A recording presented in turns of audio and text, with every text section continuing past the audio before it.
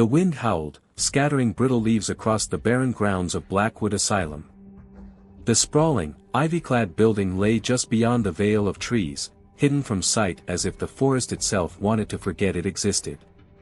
It was a place few dared to venture near, much less approach after dark. Nestled in the mountains of Pennsylvania, Blackwood had been abandoned for decades, shrouded in tales of strange happenings, spectral sightings, and disappearances. Among the locals, Blackwood was infamous, spoken of in hushed whispers as a place that attracted darkness. In the late 1800s, it had been the largest asylum in the state, its rooms and corridors teeming with patients afflicted with all manner of mental illness. But rumors of grotesque experiments soon surfaced, tales of doctors pushing the boundaries of science in pursuit of cures that twisted flesh and minds alike. Many patients vanished, said to be transferred to other facilities, yet no record of their departure was ever found. Eventually, after a fire consumed much of the East Wing and took with it countless lives, the asylum was closed. Locals claimed to hear strange noises emanating from the ruins, a cacophony of screams and murmurs carried on the wind. The legend only grew with time, becoming something of a rite of passage for local teens. Spend one night in Blackwood Asylum, they would dare each other, usually choosing Halloween to up the stakes. Yet, few returned the same.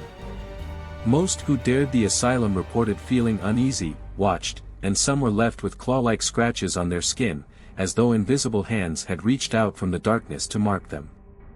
So when Jacob Wilder, a well-known local, paranormal investigator, and YouTuber, announced his intent to live-stream from Blackwood, the news spread quickly. On the night of October 31st, Jacob was ready, his camera rig and flashlight in hand, a wide grin plastered across his face. The live stream had already started, the comments rolling in, people cheering him on, warning him to stay safe, or egging him on to go deeper, find the real horrors within. Jacob had been inside dozens of supposedly haunted places, yet none had yielded anything significant, only faint sounds and dubious shadows. But Blackwood felt different. As he crossed the threshold, stepping through the towering double doors, the atmosphere seemed to shift. The cold air thickened, the silence becoming heavy, oppressive. The flashlight illuminated the vast, crumbling interior, revealing graffiti-smeared walls, peeling paint, and dust-covered furniture that looked like it hadn't been touched in a century. The comments kept coming in, viewers both intrigued and horrified by his venture into one of the state's most notorious haunted locations. "Alright, folks," Jacob said, his voice echoing slightly in the empty hallway, "here we are. The infamous Blackwood Asylum. Legend has it that this place is haunted by the souls of patients who died during, well, let's just say less than legal experiments." He walked down the long, tiled hallway, the flashlight beam flickering as if in protest. To his left, a series of heavy, rusted doors lined the walls, each with a small window reinforced with iron bars. It was through these windows, he had read, that staff used to watch their patients, often without the patients ever knowing they were being observed. Jacob shuddered, imagining the eyes that had once looked out through those tiny, grimy panes, seeking freedom in the only way they knew how. A loud clang sounded from deep within the building, snapping Jacob's attention forward. His heart hammered. "Did you guys hear that?" he whispered into the camera, and he checked the comments again. They were lighting up, with viewers either laughing at his reaction or claiming they'd heard it too. He ventured onward, carefully stepping over debris, his footsteps muffled on the dust-laden floors. The air grew colder the farther he went, until he reached a stairwell leading down to the basement. It was pitch black below, and a sense of dread pooled in his gut, but he shook it off and took the first step, then the next, until he descended fully into the dark depths of Blackwood's lower level. The basement was where the real horrors were said to reside. In Blackwood's early days, the basement had been an experimental ward, filled with devices designed to cure patients through excruciatingly painful procedures. Lobotomies, electric shock therapy, isolation cells, methods intended to break down the psyche, render it malleable. What lingered here, in these hidden rooms, was said to be nothing short of monstrous. Jacob's flashlight swept over the walls, which were lined with ancient medical equipment, rusted and decayed, yet still bearing the haunting outline of what they once were. Stretched out restraints, torn and frayed, dangled from tables and chairs, their buckles rusted shut. As he moved deeper into the basement, a feeling of wrongness settled over him, as though the darkness was watching, waiting. A soft whisper seemed to drift from down the corridor. It was faint, almost like a child's voice. Jacob paused, his breath shallow, listening intently. Jacob, the voice was unmistakably his own name. He spun around, shining the flashlight behind him, yet there was nothing there, only the empty, yawning corridor stretching back toward the stairs. The comments exploded with messages, viewers asking if he'd heard the voice, if someone was with him. Jacob stammered a response, trying to laugh it off, but the unease gnawed at him. He could feel it, he wasn't alone. With each step, he could sense a presence creeping closer, lurking just beyond the reach of his flashlight. It was as though the shadows themselves were reaching out, their tendrils curling around his ankles, pulling him deeper into the belly of the asylum. The whispers grew louder, mingling into a chorus of voices, each one garbled, pleading, angry. Suddenly, his flashlight flickered, casting wild shadows across the walls. In that instant, he caught a glimpse of something at the end of the corridor.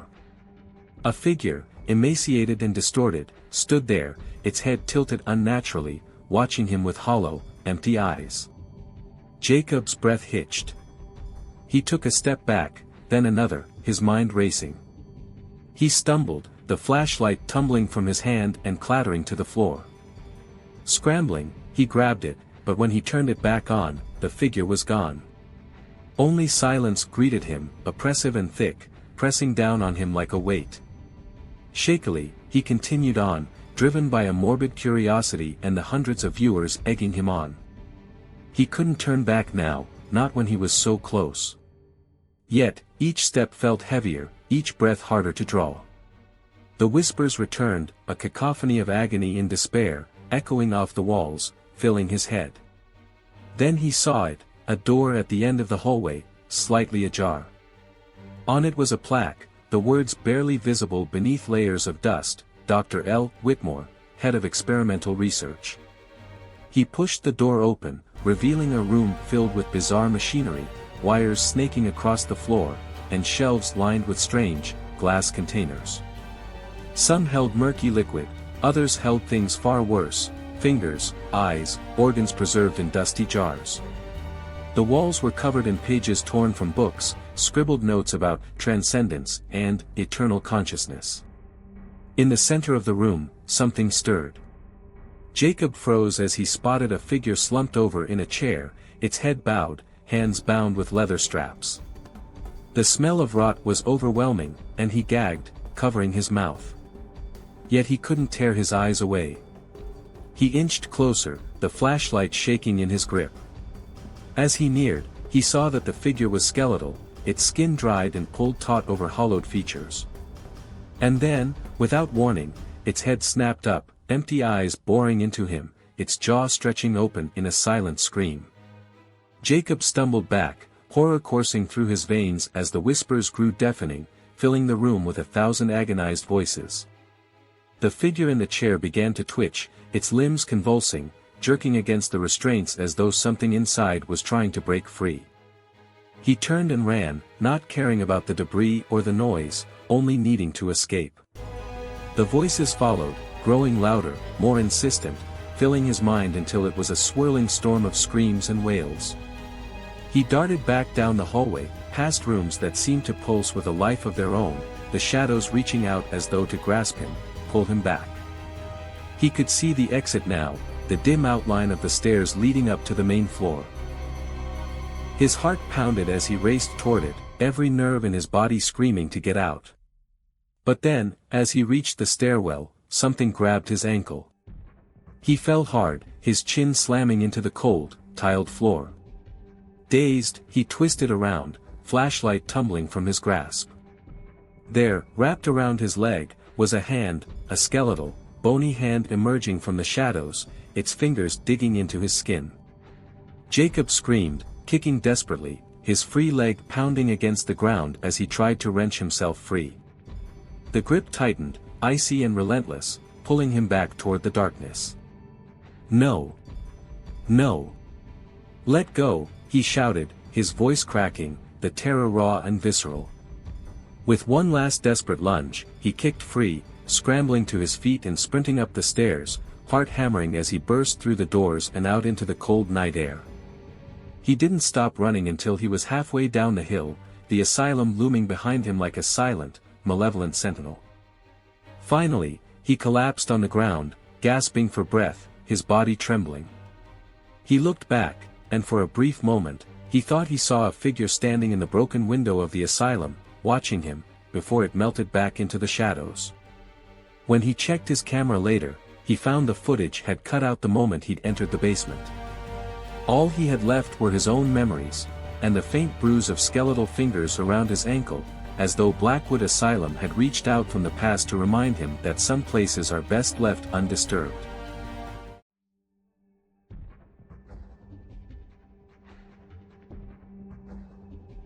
There's something strange about small towns tucked away in the woods. They hold secrets, concealed by shadows that grow thicker as the sun sinks beneath the horizon. Nestled deep within the vast expanse of pinewood forest was a place called Dark Hollow, a town that was erased from maps long ago, yet never truly abandoned. The world might have forgotten it, but Dark Hollow never forgot those who ventured too close. It was a late autumn evening when Rachel and her friends, Jenna, Eric, and Tom, found themselves driving down a narrow dirt road in search of a weekend getaway.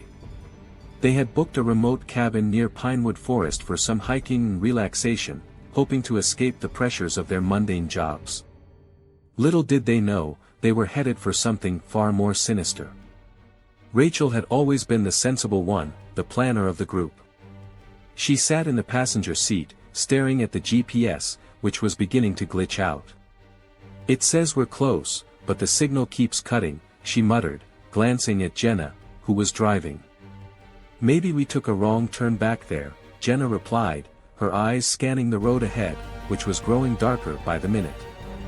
The trees loomed on either side like skeletal giants, their branches swaying ominously in the wind.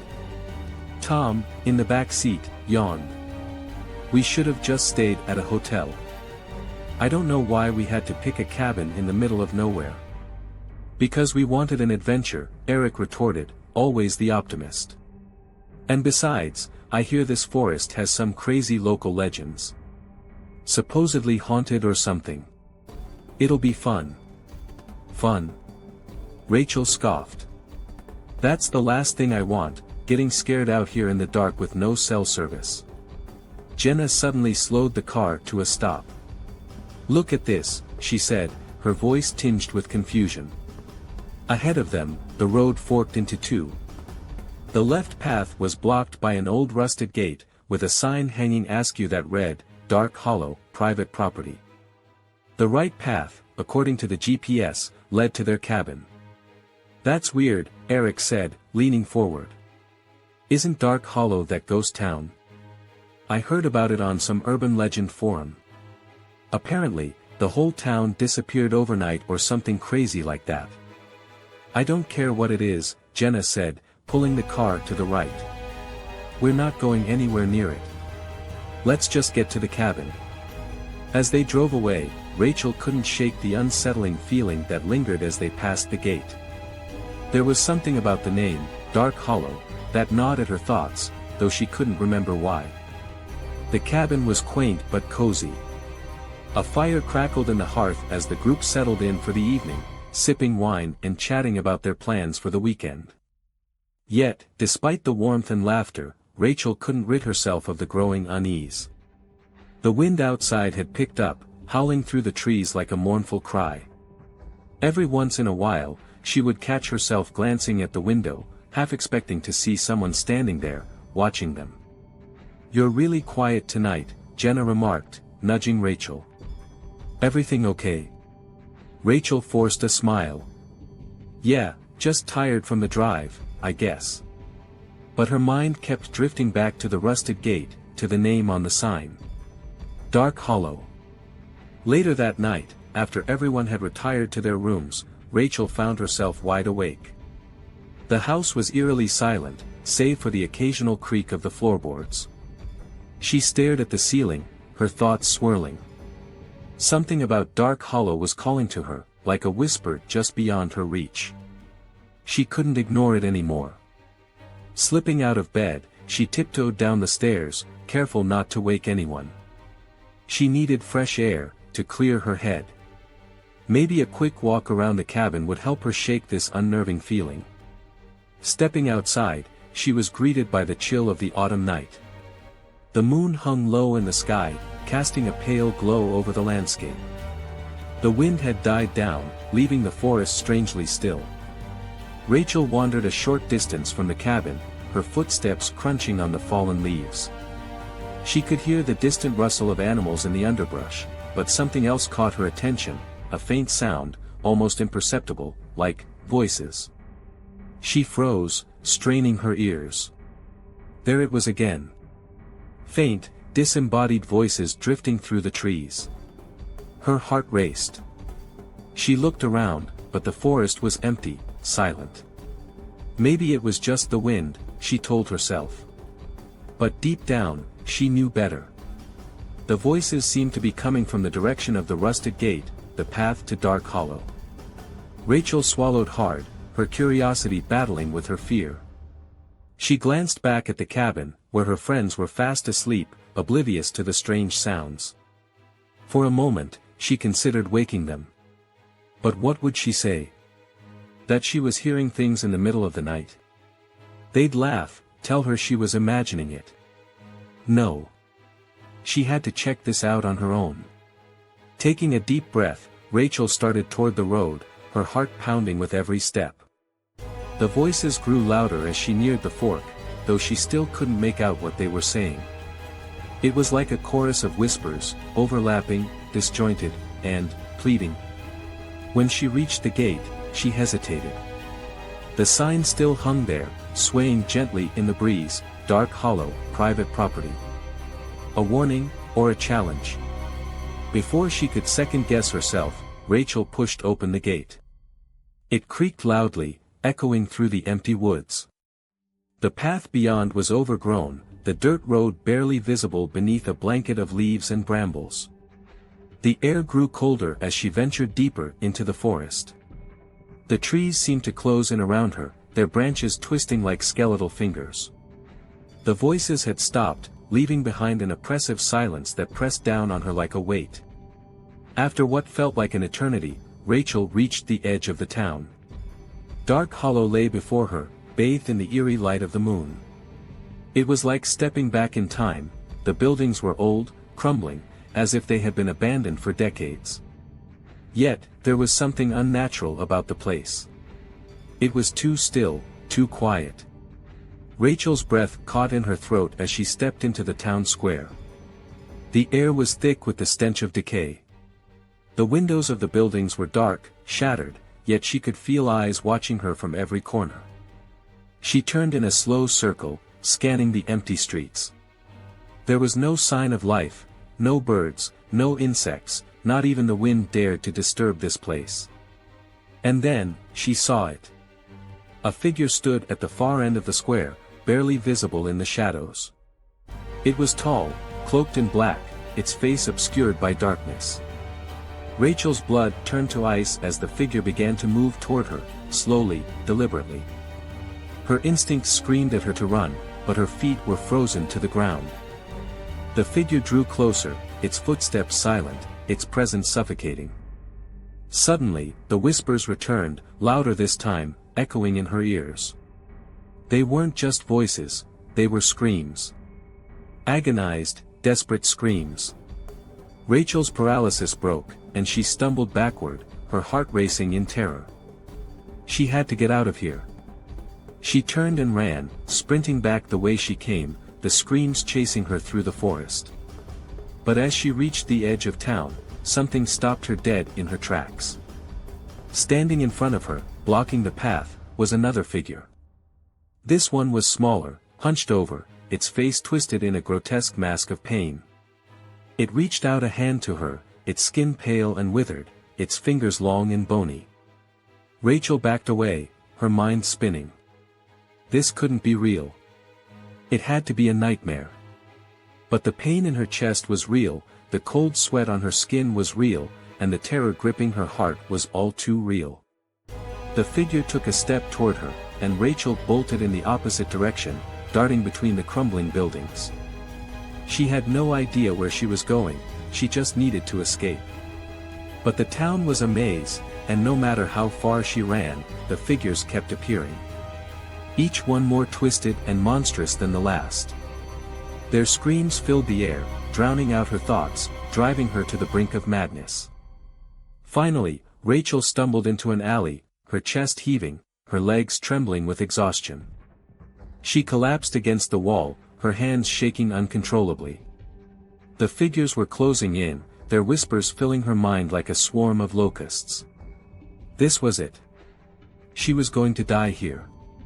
But just as the darkness began to consume her, a familiar voice pierced through the cacophony. Rachel. She jerked her head up, her heart leaping in her chest. Jenna stood at the entrance to the alley, her face pale with fear. Behind her were Eric and Tom, their expressions mirroring her own.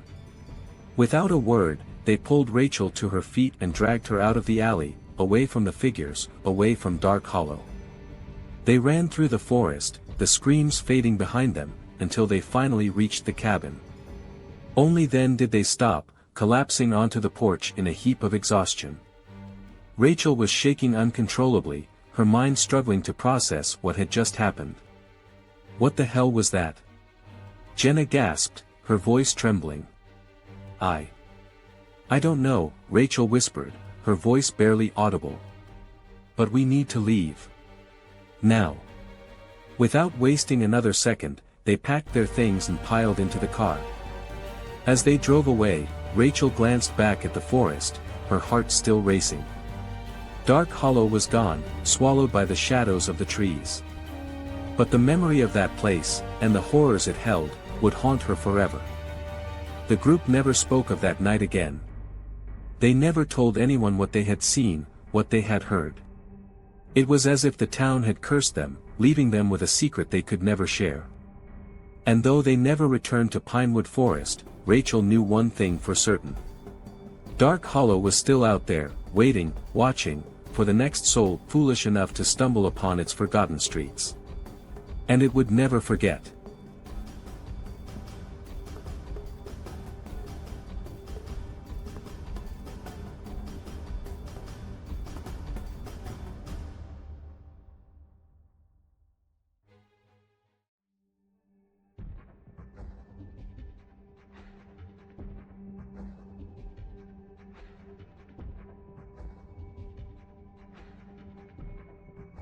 Somewhere in the heart of New England, hidden beneath dense canopies of ancient trees, there lies a small town called Ashwood Grove.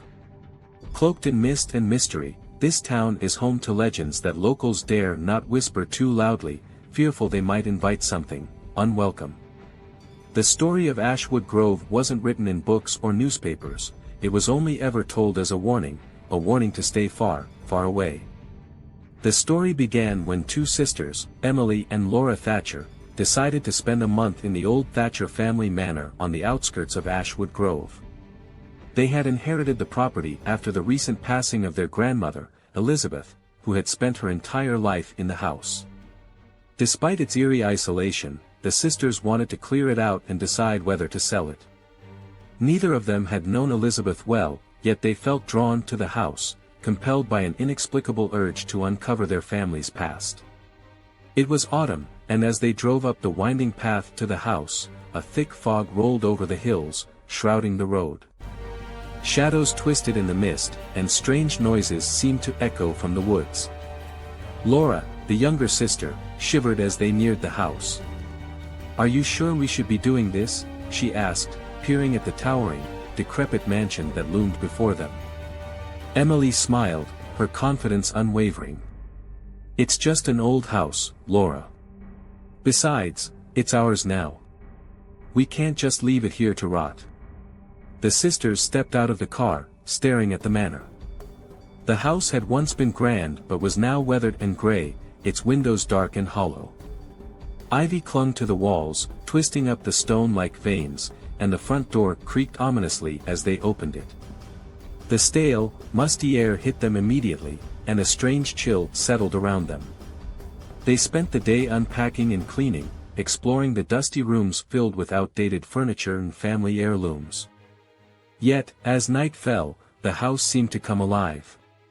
Every shadow deepened, every sound echoed longer than it should have. The wind outside picked up, howling like a distant wail, and strange creaks reverberated through the walls. That first night, as they were getting ready for bed, Laura noticed something strange, a dusty old mirror leaning against the wall of the guest bedroom. She couldn't remember seeing it there earlier. "Hey, Emily," she called, her voice shaking slightly. "Did you put this mirror here?" Emily came to the doorway, frowning at the mirror.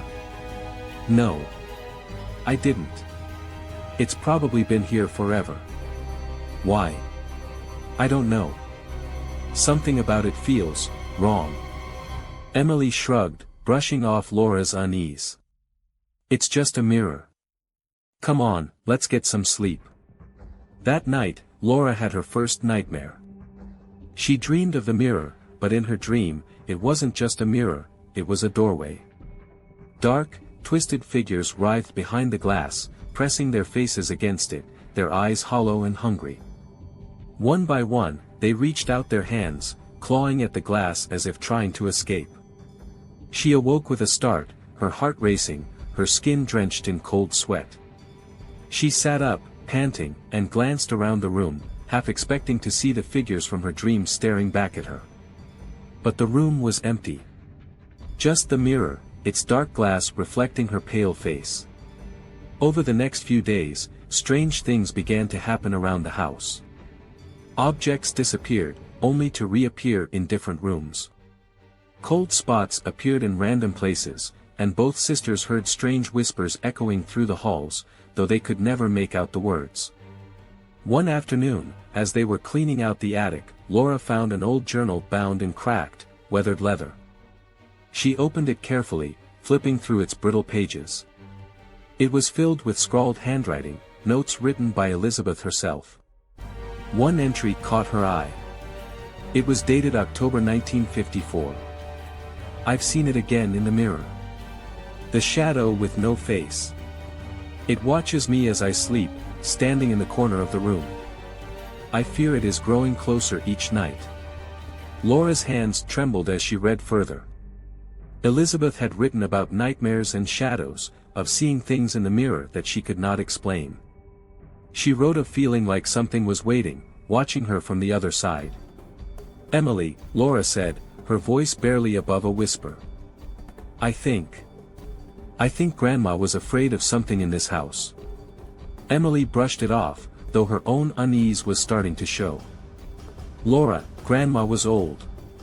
She probably just imagined things. She was alone out here for so long." But the nightmares only grew worse. Each night, Laura would dream of the mirror, of the shadowy figures pressing against the glass. They would claw and scratch, their voices muffled but desperate, like something trapped. Each morning, she would wake up feeling weaker, as if something was draining her energy. Then one night, Laura awoke with a start to find herself staring at the mirror. But this time, she wasn't dreaming. A dark figure stood in the reflection, half hidden in shadows, its head cocked at an unnatural angle as it watched her. Its eyes were hollow voids, and its mouth hung open in a silent scream. She tried to scream, but no sound escaped her lips. The figure moved closer, its long, skeletal fingers reaching out of the mirror, inching toward her. Just as its hand grazed her skin, Laura managed to tear her gaze away and scrambled out of bed, running from the room. She burst into Emily's room, sobbing, her body shaking uncontrollably. "Emily, please. There's something in the mirror, it tried to grab me." Emily's face paled, but she tried to calm her sister. "Laura, you're exhausted. These nightmares, they're just getting to you. Maybe we should leave for a few days, clear our heads." The following day, they packed their bags, ready to leave. But as they were locking the front door, Laura's eye caught a glint of light from the mirror in the guest room, now visible from the hallway. It had moved. The mirror now stood directly in front of the door, as if daring them to leave. Emily noticed it too, her hand trembling as she clutched the doorknob. "We didn't put it there, did we?" Laura shook her head, terror filling her. "We have to go. Now." But as they turned to leave, the door slammed shut, locking them inside. A sudden, deafening silence fell over the house. The air grew thick and heavy, and a chill settled over them. And then, slowly, the whispers returned, louder this time, echoing through the walls, through the floor, through the very air they breathed. Laura clung to Emily, her voice barely a whisper. "We're not alone, Emily. Something is here with us." The whispering grew louder, overlapping voices that seemed to come from every corner of the room. Shadows twisted and moved, crawling across the walls, their shapes contorted and unnatural. The sisters backed away from the mirror, but it was as if it followed them. Its reflection twisted and warped, and then, slowly, the glass began to ripple, as though it were made of water. Faces appeared in the mirror, dozens of them, gaunt and hollow-eyed, their expressions twisted in agony. Emily screamed as one of the figures pressed its hand against the glass, then another, and another, until the mirror was filled with reaching hands, all desperate to escape. Laura's voice trembled. "They're trapped. They're trapped in the mirror." The largest figure, the one with the hollow eyes and skeletal fingers, pressed closer, and the whispers turned to screams. It clawed at the glass, its face inches away from theirs, its mouth opening wider, wider, until it was a black hole. Suddenly, the glass shattered, and the figures poured out, shadows that twisted and writhed, filling the room with darkness. The sisters screamed, scrambling for the door, but the shadows clawed at them, icy fingers wrapping around their wrists, pulling them back toward the mirror. Emily and Laura fought, but the shadows were too strong. Their screams echoed through the empty halls as they were dragged into the mirror, their reflections disappearing into the glass. Days later, the townspeople found the house abandoned. They searched every room, every corner, but there was no sign of the sisters. The only thing they found was an old mirror, covered in a thin layer of dust, its surface cold to the touch. Sometimes, on cold autumn nights, if you stand in front of that mirror, you might see them, two young women, their faces twisted in terror, their hands pressed against the glass, silently begging for release. But once you see them, the shadows begin to notice you. And if you stand there too long, listening to the whispers, you might find yourself drawn closer and closer. Until one day, your reflection doesn't look like you at all.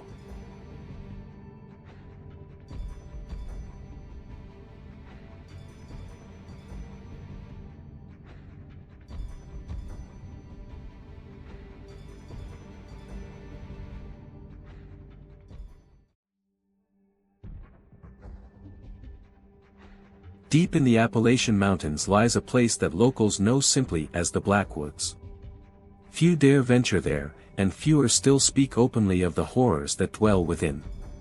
The trees are thick, ancient things that twist and reach like skeletal fingers against the sky, shrouding the forest floor in darkness even on the brightest days. It was said that anyone who entered the Blackwoods at night was unlikely to return. But every now and then, some unlucky soul was tempted to defy the legend, and many never came back. This was a story that 12-year-old Tommy Ray knew well. His family had lived in Blackwood County for generations, and he had heard tales about the forest since he was old enough to walk.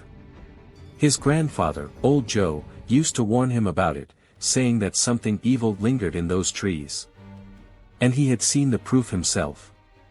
One cold October evening, just days before Halloween, Tommy overheard his father, Daniel, arguing with his older sister, Lily. Lily, who had just turned 17, was all defiance in attitude. She rolled her eyes as her father spoke. "Lily, I don't want you going near those woods, you hear me?" Daniel's voice was firm, but it wavered with worry. "Dad, I'm not a little kid anymore. It's just a bunch of trees," Lily scoffed. Tommy watched from the staircase, a sick feeling in his stomach. He knew Lily was planning to sneak into the Blackwoods with some friends as a Halloween dare. It was a tradition for local teens to venture just inside the woods, drink a beer or two, and tell ghost stories to see who would get scared first. But this year, something about it felt wrong. Later that night, when the house was dark and quiet, Tommy slipped out of bed. He crept down the stairs and into the kitchen, where he found his dad sitting alone, staring into a glass of whiskey. Tommy approached him cautiously. "Dad," he whispered. Daniel looked up, startled. "Tommy, what are you doing up?" Tommy hesitated. He had never seen his father look so troubled. "Do you think something bad will happen to Lily?" His father sighed deeply, glancing toward the darkened window. "Son, those woods aren't right. They've never been right. People talk about the ghosts, but it's not ghosts I'm worried about.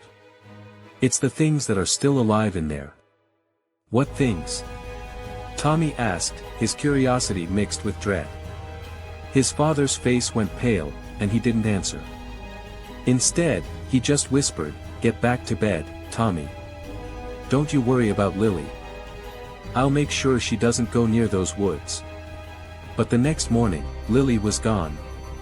Her bed was empty, her phone left on the nightstand, and her room was untouched.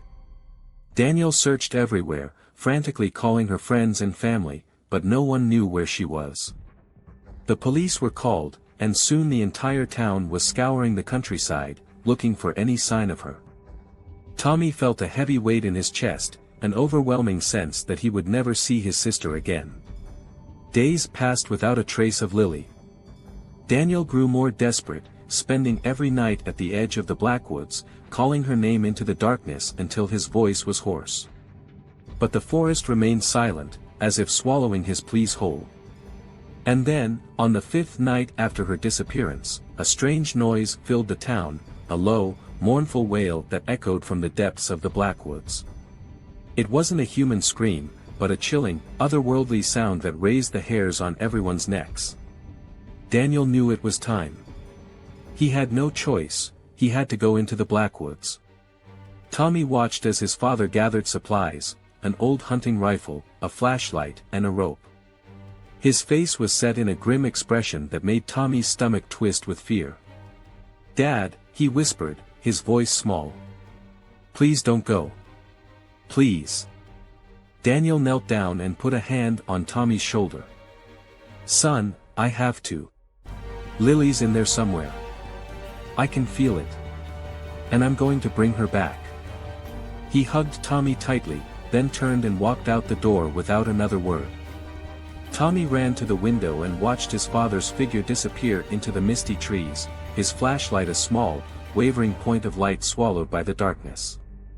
Hours passed, and Tommy sat alone in the house, clutching an old quilt for warmth. The night stretched on, and outside, the forest loomed, its shadows seeming to press closer to the house. He tried to stay awake, to listen for any sign of his father's return, but exhaustion soon overtook him, and he drifted into a restless sleep. In his dreams, he saw Lily. She stood in a clearing, her face pale and her eyes wide with terror. Shadows twisted around her, and she reached out toward him, her mouth opening in a silent scream. Behind her, figures moved in the darkness, figures with long, spindly limbs and eyes that gleamed like molten gold. Tommy woke with a start, his heart pounding. The house was silent, but a strange feeling prickled at the back of his neck, a feeling that he was not alone. He got out of bed, his feet cold against the wooden floor, and tiptoed to the window. The forest was darker than ever, but in the distance, he saw something moving between the trees, a flicker of light, like a flashlight. "Dad," he whispered, hope flaring in his chest. He waited, watching the light move closer, weaving through the trees in an erratic, almost desperate path. As it drew nearer, he could see that it was indeed his father, his face drawn and haggard. But something was wrong. Daniel was stumbling, his steps unsteady, and his eyes were wild, as if he had seen things that no one should ever see. Tommy rushed to the door, flinging it open just as his father stumbled up the porch steps. "Dad," he cried, reaching out to steady him. Daniel grabbed Tommy's arm, his grip cold and trembling. "Tommy, get inside. Lock the doors. They're coming." "Who? Who's coming?" Daniel didn't answer. He pushed Tommy inside and slammed the door, locking it and dragging a heavy cabinet in front of it. His breath came in shallow gasps, and his eyes darted around the room, as if expecting something to break through the walls at any moment. "Dad, what happened? Where's Lily?" Daniel shook his head, his voice barely a whisper. I couldn't find her. She's one of them now." Tommy's heart sank. One of what? Daniel closed his eyes, and a haunted look settled over his face. "The Blackwood Takers. They're not human. They're ancient, things that shouldn't exist. I thought it was just a legend, a story, but I saw them." He began to sob, his shoulders shaking. "I tried to bring her back, but she's part of them now. And they're coming for me, for us." As he spoke, a heavy silence fell over the room, punctuated by soft, scraping sounds from outside the house. Tommy's heart raced as he looked at the window, where faint shadows moved in the darkness, closing in. "Get upstairs, Tommy," Daniel whispered, his face pale. "Now." Tommy didn't hesitate. He ran upstairs, his mind spinning with terror. He crouched in a corner of his room, his back pressed against the wall as he listened to the noises below, the thudding footsteps, the creak of wood, the soft murmur of voices that weren't quite human. Then, everything went silent. For a moment, he thought it was over, that maybe the creatures had left.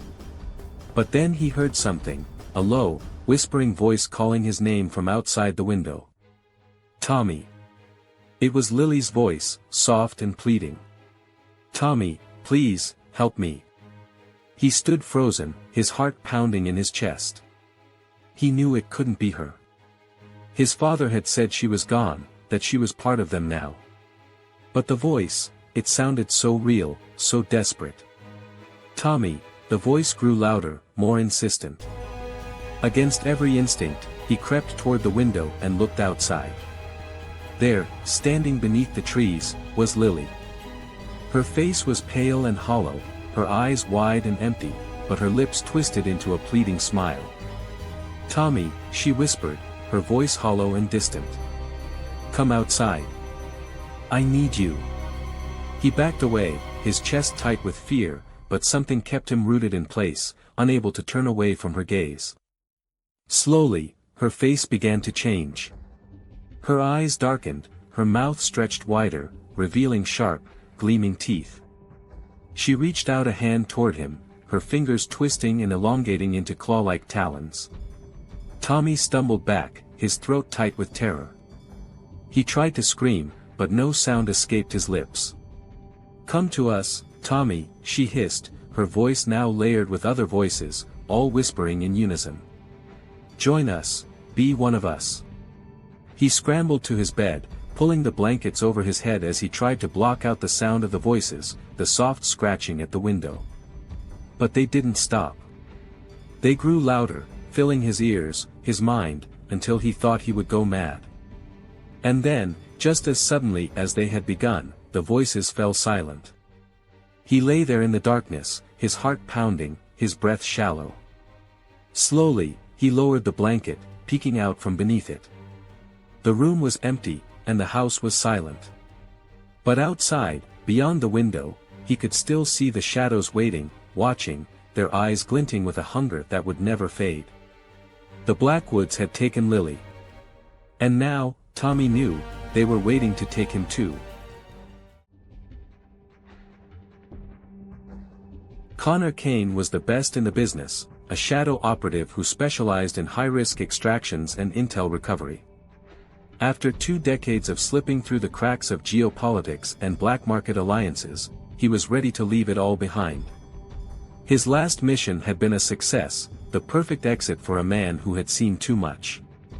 But just as he was settling into his new life in Lisbon, the past came knocking. One night, Kane found a manila envelope slipped under his apartment door. It contained a single photograph, a faded image of him in Sarajevo, taken nearly 10 years earlier during a covert mission that had gone sideways. That mission was buried under layers of classified files, inaccessible to anyone who wasn't there. Yet here it was, sitting on his doorstep. Beneath it was a handwritten note in code, "Return to Sarajevo. The game is unfinished." That mission, 10 years ago, had been one of the most brutal of his career. His team had been tasked with taking down a Serbian warlord suspected of orchestrating underground arms deals with a mysterious syndicate known as the Revenant Order. But things had gone south, and his entire team had been compromised, barely making it out alive. Kane had always suspected there was more to the mission, something hidden beneath layers of misdirection. He knew that going back to Sarajevo meant opening up a past he had worked hard to bury. Yet he couldn't ignore the feeling that someone wanted him back there for a reason. So, Kane gathered his old equipment, leaving no trace of his departure, and flew out under an alias, slipping through borders as he'd done countless times before. He arrived in Sarajevo at dusk, the city's scars from years of conflict still visible against the skyline, reminders of old wars and unresolved secrets. Almost immediately, Kane sensed he was being watched. Shadows lurked in alleys, eyes followed him in reflective surfaces, and small, seemingly harmless encounters felt charged with hidden meanings. He knew he was walking into a trap, but he was ready for it. Years of honing his instincts kicked in as he prepared for whatever lay ahead.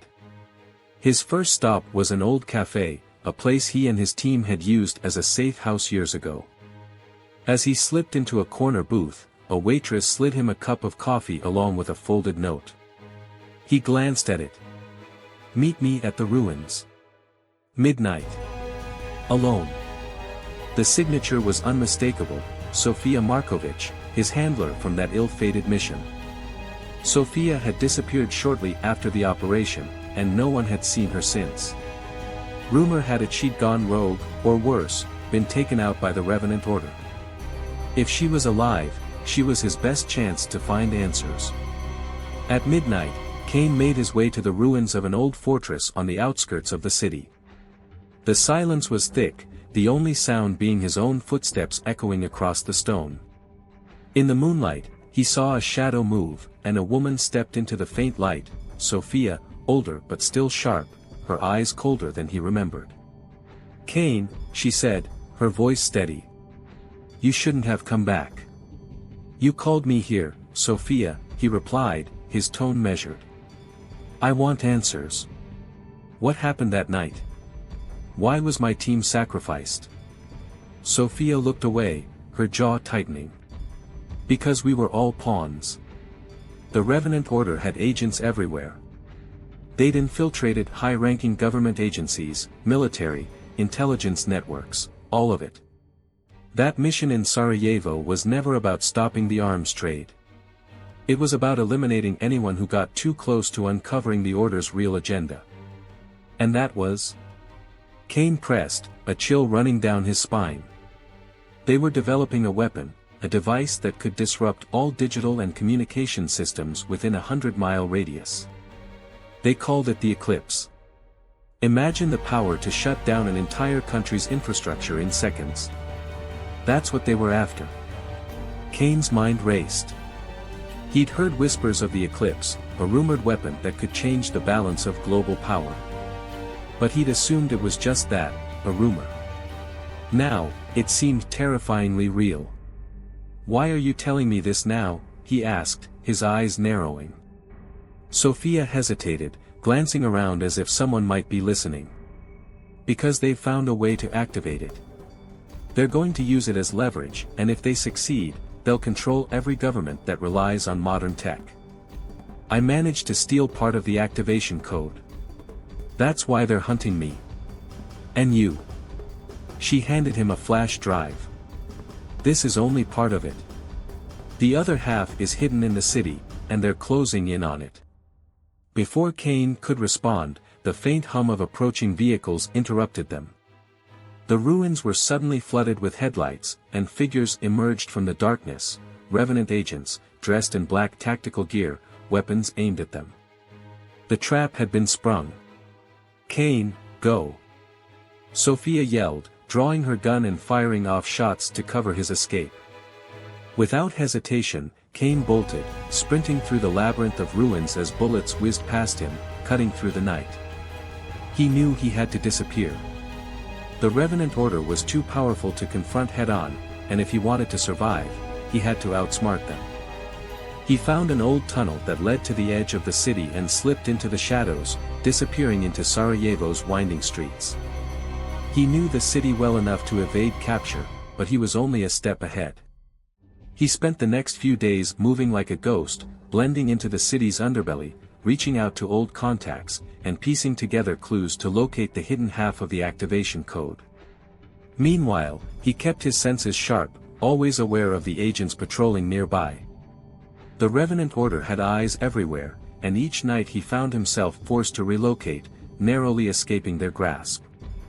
After days of searching, Kane found himself at a forgotten bunker beneath the city's old library. It was abandoned, dark, and silent, with walls covered in encrypted symbols. His contact had said this was where Sophia had hidden the second half of the code. Using a flashlight, Kane deciphered the symbols, each one a part of a larger puzzle that eventually led him to a hidden compartment in the wall.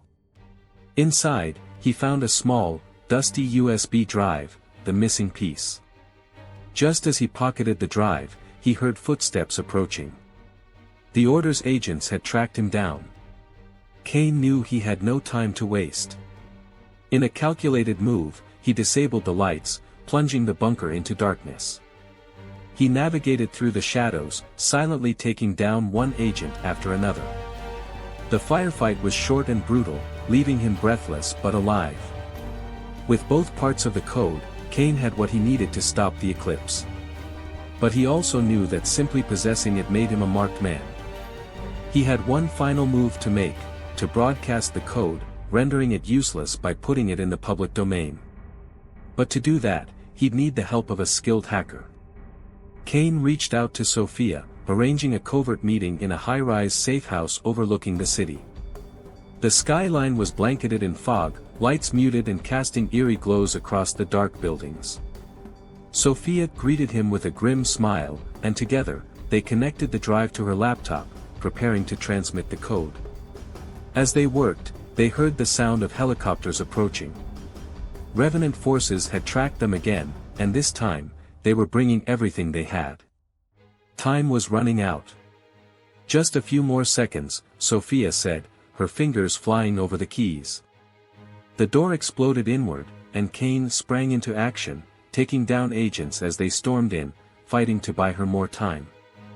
Finally, she hit enter, and the data began flooding the network, transmitting the Eclipse code to every secure channel in existence. The Revenant Order's most valuable weapon was now public knowledge, useless in the hands of any single party. In the chaos, Sophia and Kane managed to slip out, escaping into the maze of alleys below. As they watched the city's lights fade into the distance, Kane knew he had narrowly escaped with his life. The Order would still hunt him, but they had lost their greatest leverage. For now, the world was safe. As dawn broke over Sarajevo, Kane vanished once more, a ghost on the move, carrying with him the secrets of a war that would never make the headlines. Alex Mercer was a man who left his past behind, or so he thought. 5 years out of the game, he had finally built a quiet life in a small town nestled by the mountains, far from the chaos of his old life as an elite Black Ops specialist. But that peace shattered the day he found an unmarked package on his doorstep. Inside was a simple message: "We remember." The words were written in code, familiar to Alex from his days in covert operations. The memory of his last mission flooded back, the disastrous op in Madrid, a political scandal that almost toppled governments and forced his agency to erase his identity. They'd buried it all to protect him. But someone was digging it up. Overnight, his life turned upside down.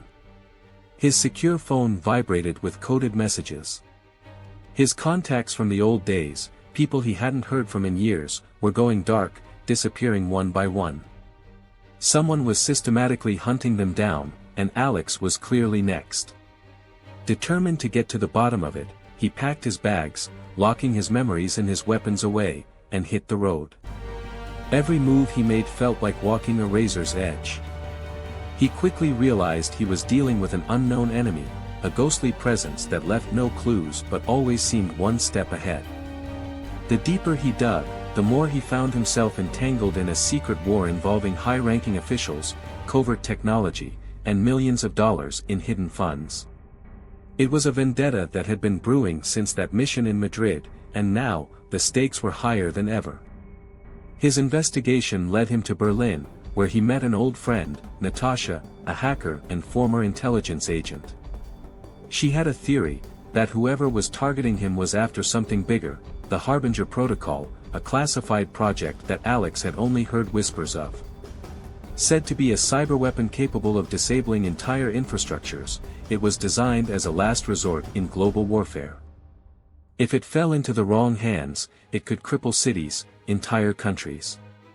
Natasha hacked into restricted networks, retrieving files and piecing together the web of connections. Together, they uncovered clues linking government officials, private arms dealers, and rogue military officers all tied to a shadow organization known as the Black Mantle. But before they could act, Natasha's systems were hacked, her hard drive wiped clean. An ominous message flashed across her screen, "We're watching." Without wasting a second, Alex knew it was time to move. He and Natasha went off the grid, switching vehicles, abandoning phones, and using analog methods to communicate. They were playing a high-stakes game against an invisible, lethal opponent who knew how to leverage every digital trace. The chase took them across Europe, from abandoned bunkers in the Alps to safe houses in old cities, each place hiding encrypted files and dead drops left by the operatives who had come before them. As they unraveled the puzzle, Alex discovered that the Black Mantle had been orchestrating his betrayal from the start. They were behind the botched Madrid operation, the loose ends, the abandoned agents. The Harbinger Protocol was not only real, it was the last piece they needed for a global takeover. And now, they knew Alex was onto them. A final message came through, forcing their hand, "Meet us in Prague." Alone. Alex knew it was a trap, but it was his only chance to stop them. With Natasha providing cover from a distance, he arrived at the rendezvous in an abandoned cathedral under the cover of night, his senses on high alert. Shadows moved around him, the unmistakable sound of footsteps echoing across the cold stone floor.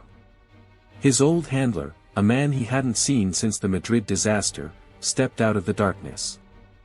"Alex," he said with a slight smile. "I was hoping you'd show." Behind him stood a dozen operatives, each armed, each with eyes locked on him. They'd been waiting, knowing that Alex's loyalty to the truth would lead him here. "What's the protocol's endgame?" Alex demanded, his voice echoing off the stone walls. His handler's smile only widened. "Control, Alex. The kind we were always meant to have. Your little crusade ends here." But Alex had prepared for this. In a calculated move, he triggered a signal to Natasha, who had hacked into the building's power grid. With a single keystroke, the lights went out, and in the cover of darkness, Alex moved. Years of training took over as he disarmed and disabled one operative after another, using the shadows to his advantage. By the time the backup power kicked in, the room was littered with bodies, and Alex stood alone, his handler held at gunpoint. "It's over," Alex said, his voice steady. "You don't understand," the handler whispered, defiance in his eyes. "You can't kill an idea. Black Mantle isn't just me. It's everywhere." Without another word, Alex pulled the trigger. There would be time to deal with the Black Mantle's network later. For now, he had bought the world a few precious moments of peace. As dawn broke over the Prague skyline, Alex disappeared into the crowd, a ghost once more, but this time, he was the one with the upper hand. Ethan Cross had never seen his life flash before his eyes so many times in a single night. His pulse hammered as he raced down the narrow, dimly lit street in the back alleys of Belgrade, his heart thudding against his ribs. He didn't know who they were, or why they'd been following him for the past 2 days, but one thing was certain, they weren't going to stop until they had what they wanted, and from the look in their eyes, what they wanted was his head. It started as a regular intel-gathering mission. Ethan was a covert operative, highly trained and deadly, with years of experience navigating complex international operations. He'd been tasked with gathering information about an underground weapons cartel that had been moving large quantities of advanced arms technology through Eastern Europe. The briefing was standard, the target clear. But he hadn't expected a shadow operation to tail him as he moved in to meet his contact at the crumbling warehouse by the Danube. Now, all that was left was the adrenaline pounding through his veins and the fear crawling up his spine as his instincts screamed for him to run. Every corner he turned only led to more dead ends. He'd been in situations like this before, but something about tonight was different. His gut told him he was dealing with pros. These people weren't just mercenaries or hired muscle, they were trained, precise, ruthless. Ethan's footsteps echoed on the cobbled pavement as he darted past an old market, now dark and empty, its heavy iron gates rattling in the cold midnight breeze. The only sound was the faint patter of rain, mingling with the distant roar of the river. But he knew better than to assume he was alone. A flash of movement at the edge of his vision made him spin, just in time to dodge a silent knife swipe aimed at his throat. The attacker's face was masked, his eyes a steely blue that held no mercy. Ethan countered, blocking the second strike and twisting the assailant's arm with practiced ease. But before he could finish him off, a gunshot rang out, the bullet ricocheting off the metal container beside him. He rolled away, taking cover behind a stack of old crates. They were closing in. He quickly scanned the area, calculating his next move. The shadows moved with silent purpose, the trained footfalls of multiple operatives approaching from every direction. Whoever they were, they had the manpower and firepower to surround him easily. He was outgunned, outnumbered, and, judging by the subtle clicks and murmurs over their radios, up against a highly synchronized team. He had seconds to act, and the consequences of staying here too long were a bullet in the head or worse. With a flash of desperate inspiration, he grabbed a metal pipe lying nearby and hurled it across the alley, hitting a stack of crates with a loud clang. His attackers shifted their focus, moving towards the noise. It was all the distraction he needed. He sprinted towards the fence at the far end of the alley, jumped, and scrambled over the top, cutting his hands on the rusted barbed wire. The pain was sharp, grounding him, but he had no time to dwell on it. He dropped down on the other side, his feet hitting the ground just as the sound of boots grew louder behind him. Ethan didn't stop.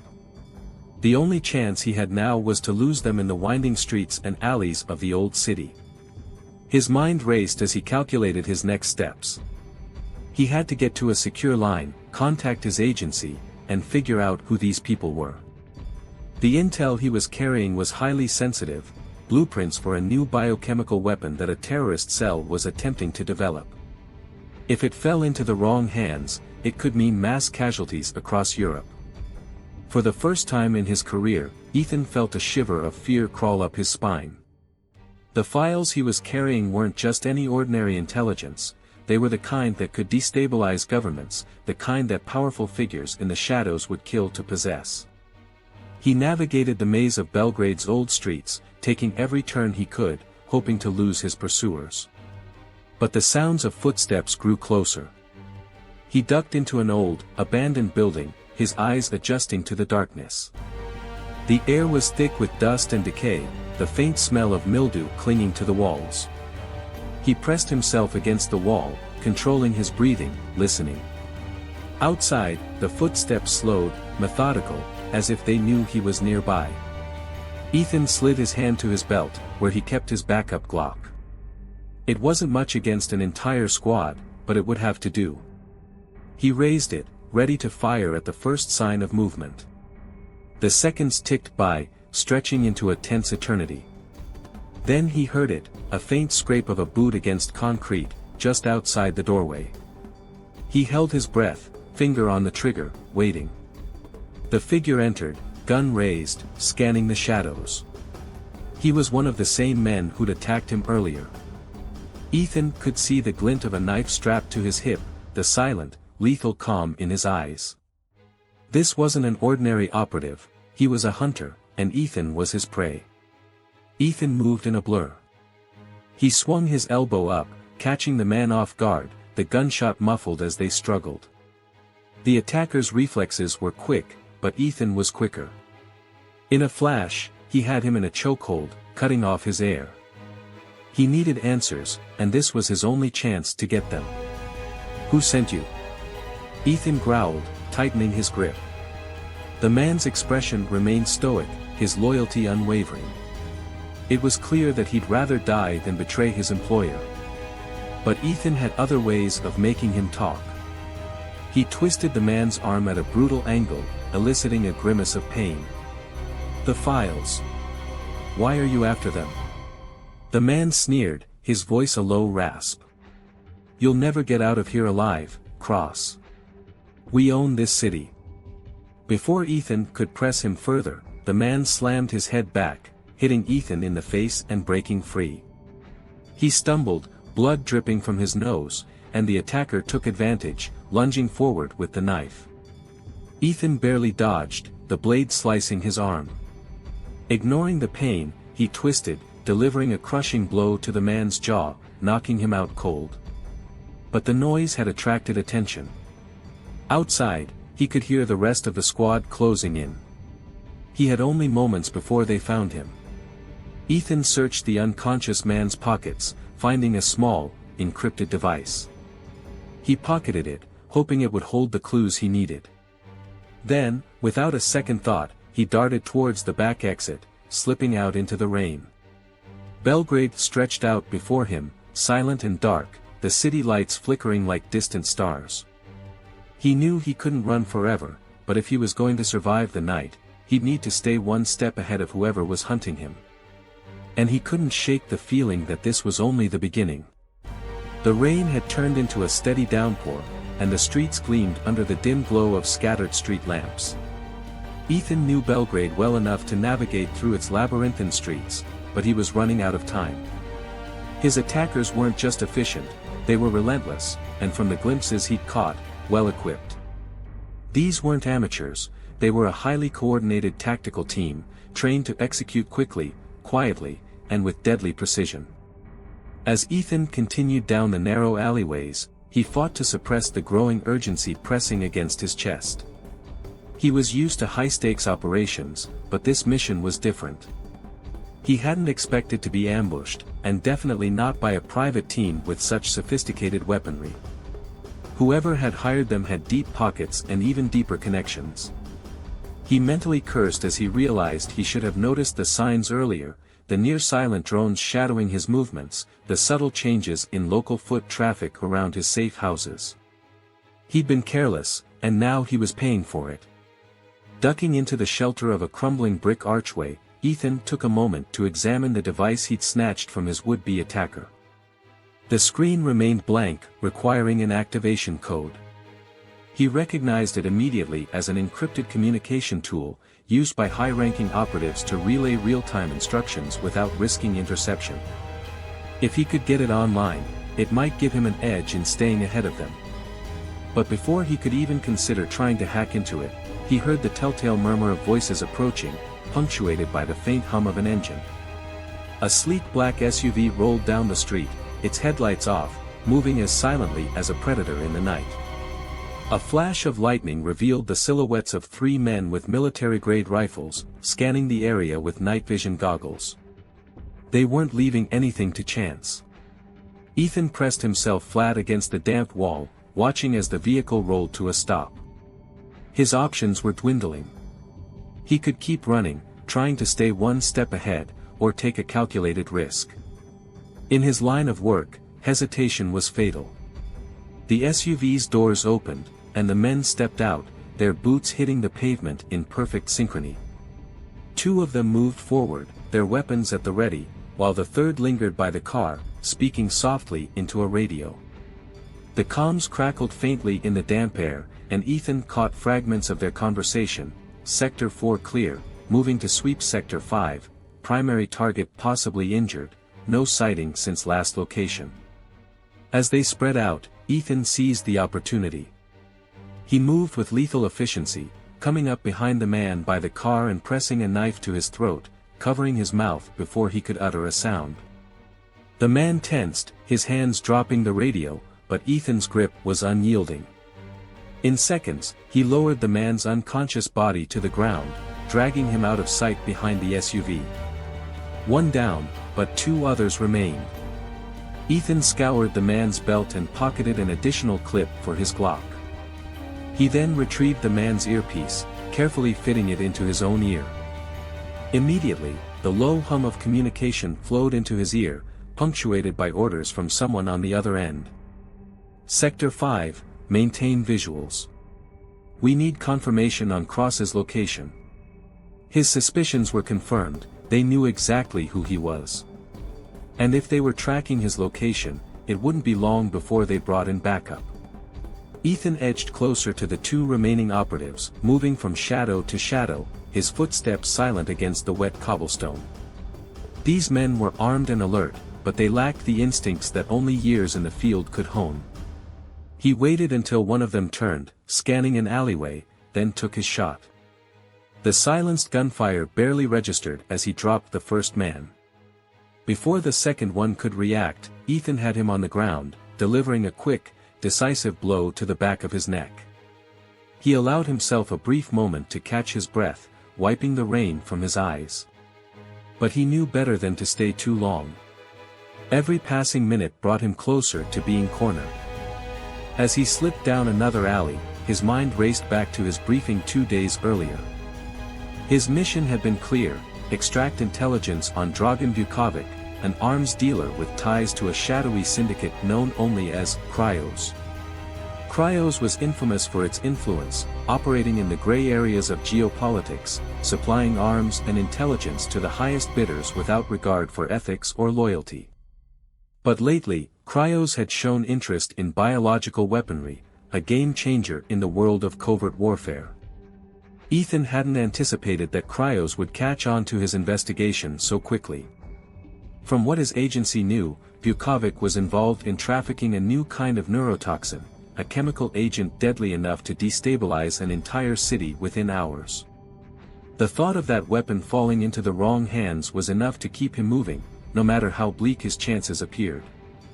Emerging onto a broader street, Ethan kept his gaze low, blending in with the sparse, late-night crowd that wandered the city. He scanned the area for potential hideouts. A flickering neon sign for a dingy nightclub caught his eye. It would be crowded, loud, and chaotic, exactly the sort of place he could lose himself, if only briefly. He slipped inside, the thump of bass and the chaotic swirl of lights engulfing him. The strobe lights and flashing reds cast shadows across the dimly lit bar and crowded dance floor. The mix of drunken tourists and locals gave him enough cover as he weaved his way to the far side of the club, finding an exit near the bathrooms. In a small, dim hallway by the back door, Ethan found a quiet corner and tried to catch his breath, listening to the muffled beats of the music. He pulled out the encrypted device he'd stolen and inspected it closely. It was a custom model, made by a manufacturer known for creating secure devices for government agencies. If he could find a way to hack into it, he might be able to intercept the orders coming down to the operatives chasing him. He activated a secure link through his smartwatch, attempting a bypass code sequence. The device blinked red, denying access, but he persisted. He knew a trick or two to crack low-level encryption, a perk of working in intelligence for so long. After a few tries, the screen finally flickered to life, and text scrolled across it. Primary target, Cross. Objective, retrieval of intelligence and elimination if necessary. Full discretion advised. Reinforcements en route. Reinforcements. He clenched his jaw, feeling the tension tightening like a vice. There would be no way out if they managed to surround him completely. As he continued scrolling, he noticed the signature at the bottom of the order, Cryo's command, Operative Level 9 authorization.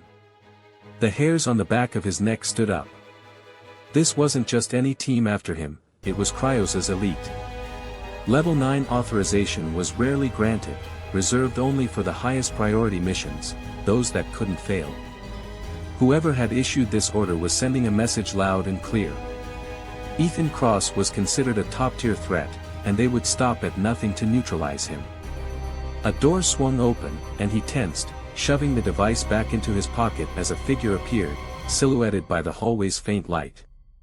He recognized her immediately, the woman from the briefing.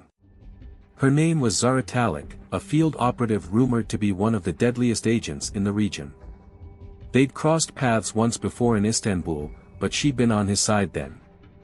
The look in her eyes told him that wasn't the case tonight. "Ethan," she said, her voice low and unreadable. She tilted her head slightly, observing him with a mixture of pity and regret. "You should have stayed out of this."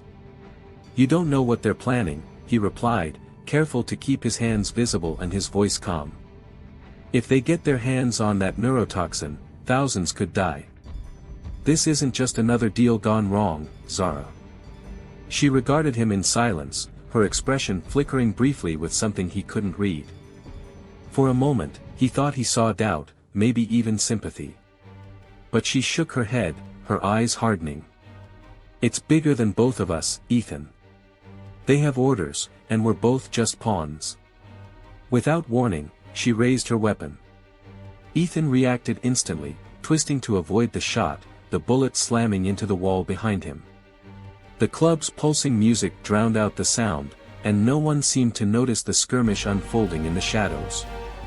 Ethan lunged forward, disarming her in a swift motion, but she countered with a knee to his ribs, sending him staggering.